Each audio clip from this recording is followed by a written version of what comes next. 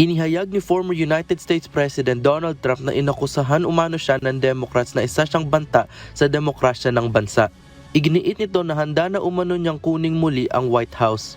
Ininsulto din nito si US President Joe Biden at Vice President Kamala Harris sa campaign rally nito sa Grand Rapids, Michigan. Sinabi nito na hindi kilala ng mga Democrat ang sarili nilang kandidato. Muling binanggit ni Trump na dinaya siya sa nakaraang eleksyon. Hindi naman ito pinag-usapan ang Project 2025, isang detalyadong 900-page proposal mula sa Heritage Foundation think tank. Sa pamumuno ng mga dating opisyal ng Trump administration, ang Project 2025 ay naglalayong patalsikin sa pwesto ang libu-libong empleyado ng gobyerno, pagpapalawi sa kapangyarihan ng presidente, pagbuwag sa Department of Education, matitinding tax cuts, pagbabawal sa pornografiya at pagbabawal ng pagtitinda ng gamot sa abortion. Nagpapatuloy pa rin ang investigasyon sa nangyaring assassination kay Trump.